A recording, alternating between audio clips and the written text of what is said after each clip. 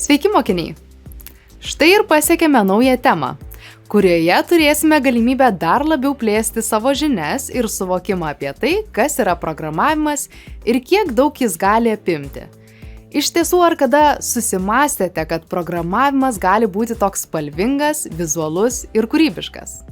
Dažnai programuotojo paveikslas yra piešiamas kiek prislopintomis spalvomis, tačiau ten, kur svarbus gebėjimas ieškoti išeičių ir sprendimų, taip pat slepiasi ir kūryba. Kūrybiškas mąstymas leidžia ieškoti kelių ir neretai atrasti naujus. Todėl linkiu jums apsišarvuoti ne tik kantrybę, bet ir kūrybiškumu.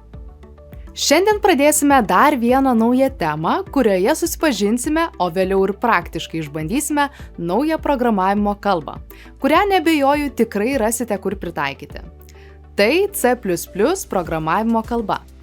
Nežinau kaip jums, tačiau man pats pavadinimas jau kelia klausimą, kodėl jis toks sudėtingas. Na, į tai bent jau iš dalies atsako istorija. C kalbą 1972 metais sukūrė Dennis Ritchie kaip įrankį Unix operaciniai sistemai. Ilgai netrukus, dėl savo efektyvumo ir lankstumo, kalba išpopuliarėjo visame pasaulyje. 1980 metais Bjorn Strostrup sukūrė dabartinę kalbą C++. Taigi C++ yra tarsi kalbos C evoliucija, bei jos išplėtimas pridedant naujas savybes ir funkcionalumus. Oficialiai pripažinto tarpinio varianto C+ nebuvo. Kodėl? Nėra aišku, tačiau greičiausiai todėl, kad C++ kalba nuolatos vystėsi, o naujos jos versijos siūlydavo papildomas funkcijas, tad nebuvo aiškios ribos, kada baigėsi C kalba ir prasidėjo C++. Pats raidės C pasirinkimas turi ne vieną teoriją.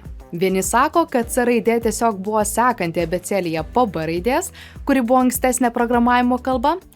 Kiti teigia, kad raidė atspindi tokius žodžius kaip combinatorial, tai yra kombinatorinis, arba concurrent, tai yra lygiagretus, kurie apibūdina kalbos C++ ypatumus. Vis dėlto, kad ir kokia būtų tikroji priežastis, šiandienos pasaulyje raidė C tapo galingos programavimo kalbos simboliu. Verta pažymėti, kad C++ dar vadinama bendros paskirties kalba, nes gali būti naudojama kuriant įvairiausias programas, nuo operacinių sistemų ir žaidimų iki mokslinių skaičiavimų ir verslo programų. Taigi, kuo ši kalba panaši ir skirtinga lyginant su Python? Esminiai panašumai yra keli. Abi kalbos naudojamos kuriant įvairias programas, nuo paprastų iki sudėtingų.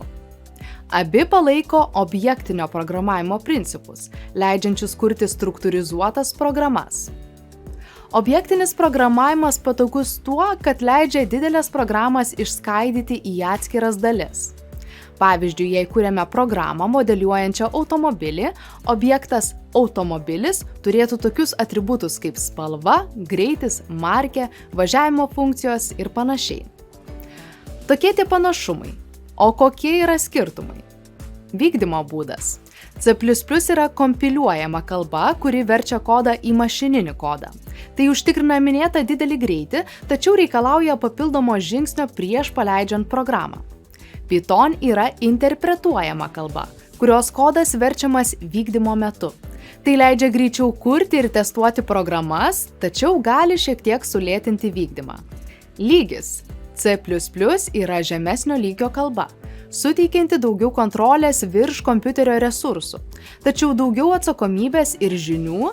Tuo tarpu Python yra aukštesnio lygio kalba, taigi iš esmės ji yra labiau paviršutiniška, tačiau būtent dėl to yra lengviau išmokstama ir naudojama.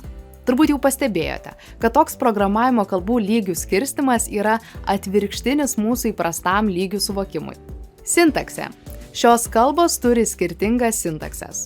Sintaksė yra tarsi gramatika programavimo kalboje, apibrėžianti jos rašymo kodo struktūrą ir taisyklės. Paprastai tariant, kalba C++ primena oficialų laišką, kuriame kiekvienas skyrybos ženklas ir žodis turi savo vietą. Python labiau primena žinutę draugui, kurioje nereikia jaudintis dėl smulkmenų, svarbiausia, kad mintis aiški. Praktikoje, palyginus šių kalbų kodų užrašymą, galime iš karto matyti skirtumą. Jeigu C++ kode kiekviena sakinio dalis turi būti uždaryta skliausteliuose, o kintamieji deklaruojami prieš naudojimą, tai Python yra gerokai atlaidesnė klaidoms ir kodą galima rašyti taip, kaip patogiau. Standartinė biblioteka. Kalbos turi skirtingų dydžių standartinės bibliotekas. C++ kalboje ji prilygsta universaliam įrankių rinkiniui, kuriame rasime pagrindinės funkcijas. Tačiau prireikus kažko specializuoto gali tekti pasitelkti kūrybą rašant savo kodą arba naudoti kitas bibliotekas. Tuo tarpu Python biblioteka – gausiai prekybos centras, kuriame rasime viską, ko reikia. Dėl šios priežasties Python yra populiaresnė tarp mokslininkų, duomenų analitikų ar interneto programuotojų. Naudojimas. Paprastai C++ yra taikoma sistemų programavimui, žaidimų kūrimui, didelėms resursus naudojančioms programoms ir įterptinėms sistemoms, tokioms kaip buitinius prietaisus ar pramoninius robotus valdantis mikrovaldikliai. Tuo tarpu Python plačiai naudojama sistemų programavimui, moksliniams skaičiavimams, dirbtiniam intelektui, interneto programų kūrimui ir automatizavimui. Dar vienas itin populiarus C++ kalbos pritaikymas yra robotika. Kodėl? Yra keletas priežasčių. Robotų valdymui, sąveikai su aplinka ir užduočių atlikimui yra svarbios valdymo sistemos, kurias patogu kurti su šia kalba. Robotikos sistemos taip pat reikalauja realaus laiko atsako iš įvairių jutiklių, tokių kaip kameros atstumo matavimo jutikliai ar lidarai, tai yra lazeriniai lokatoriai. Tam, kad robotai mokytųsi iš patirties ir prisitaikytų prie kintančios aplinkos, svarbus mašininis mokymasis. C++ kalba gali būti naudojama kuriant neuroninius tinklus, leidžiančius robotui atpažinti objektus arba naviguoti sudėtingoje aplinkoje. Galiausiai, ši kalba suteikia galimybę atlikti robotų ir jų aplinkos simulacijas, kurios svarbios išbandant ir tobulinant algoritmus prieš juos diegiant realioje sistemoje. Taigi, kaip matote, C++ kalba yra išties puikus įrankis, galintis atverti galimybės įdomiuose projektuose. O dėl savo lankstumo reikalauja ir nemažai kūrybiško mąstymo. Pradžioje ši kalba gali pasirodyti sudėtinga, tačiau įvaldę jos taisykles ir struktūrą, galėsite ją naudoti bet kokiai užduočiai atlikti. Kitoje pamokoje pereisime prie praktinių pavyzdžių, kurie padės susidaryti aiškesnį C++ kalbos paveikslą. Iki kito karto.